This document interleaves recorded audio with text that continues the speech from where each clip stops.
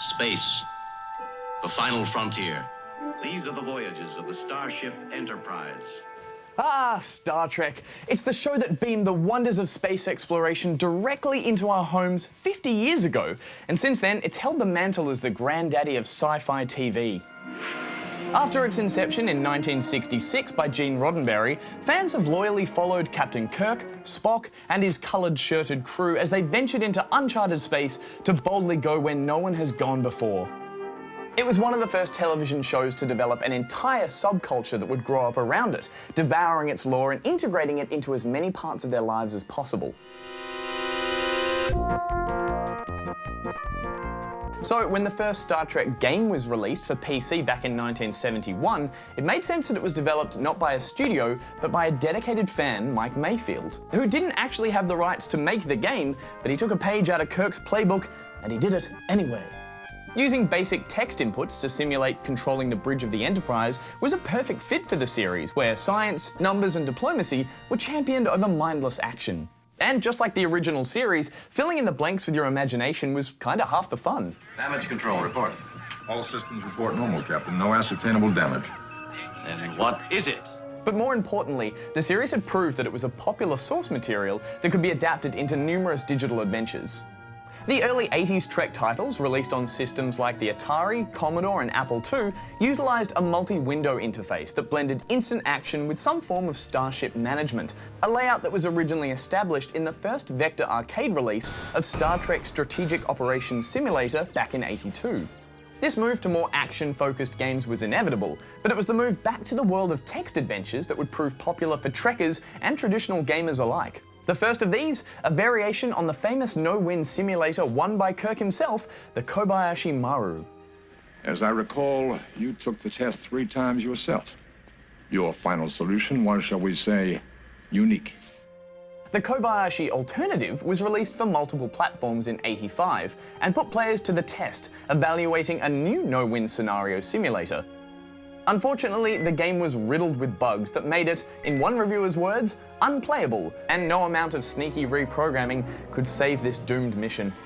The Promethean Prophecy, released the following year, however, proved a far more successful away team episode. Eventually, Star Trek The Rebel Universe added some much-needed visuals to the series, and continued the focus on captaining the bridge of the Enterprise, a mechanic that required minimal processing power, but could output a whole galaxy worth of gameplay variations.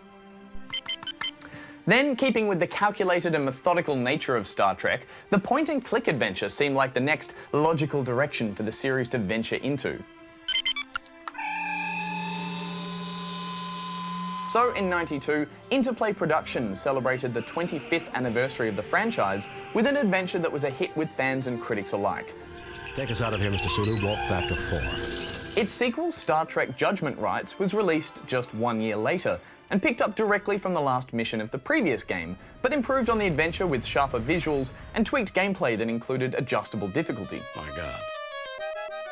This style of adventure proved so successful that it carried across into the next generation, with Star Trek The Next Generation a final unity. We'll have to take that risk. Make it so.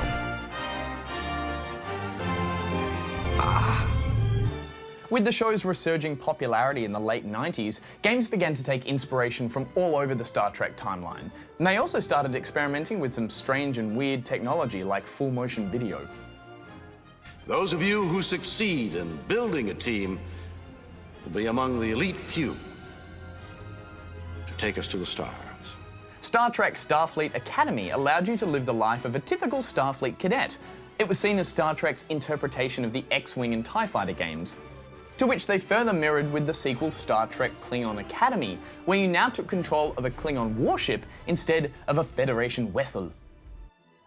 It was now apparent that the deep strategy of starship combat could be just as popular, if not more so, than any away team adventure starring a disposable redshirt. And subsequently, in 2000, fans rejoiced as a whole spaceport full of Star Trek strategy games took flight. Perhaps the most popular of these being the Armada series. These real-time space strategy games allowed you to play as one of 4 factions. Traversing the entire Star Trek universe and coordinating battles proved a massive hit with hardcore fans. However, casual players were a little less enthusiastic. So attempts were made to tap into popular genres of the time, and the series set its phases to kill as it ventured into the uncharted territory of 90s shooters. Star Trek Klingon Honor Guard was released using the Unreal game engine. 2 years later, Star Trek Voyager Elite Force arrived to demonstrate that there was room in the Star Trek universe for an original, fast-paced action FPS. Get Odell back to the ship. Running off the residual power of that success, Star Trek Deep Space Nine: The Fallen was released the same year. With impressive visuals, an intriguing storyline, and deep gameplay, The Fallen was another hit for the Trek brand, which was now once again hitting its stride.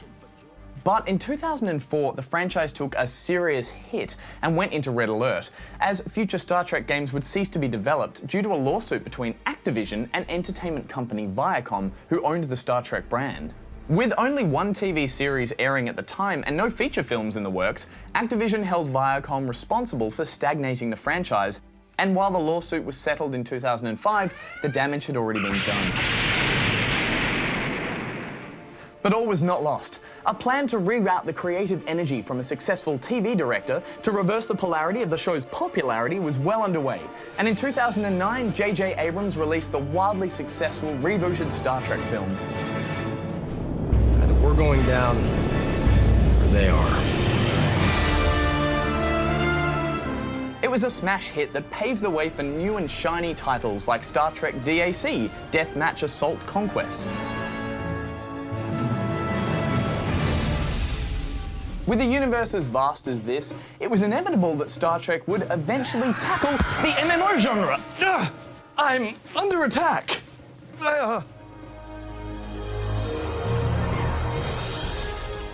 Developed by Cryptic Studios in 2010, Star Trek Online finally laid bare the entire universe to survey and explore. With impressive visuals and an abundance of source material to draw from, it received a strong following. But however hard it tried, it never truly matched that initial wonderment inspired by the show's famous opening lines. Even worse, the next movie-related game in 2013 proved to be a catastrophic flop. And the series would hit rock bottom. Nick? Set between the first J.J. Abrams Star Trek film and its sequel Into Darkness, the game was a mess of awkward cover shooting and hilarious glitches. Abrams was personally hurt by the game's poor critical reception and even claimed the second film's success was somewhat diminished by the game's failure. Shall we finish the game later, or do you concede defeat? You should know me better than that by now, Spock. I never concede.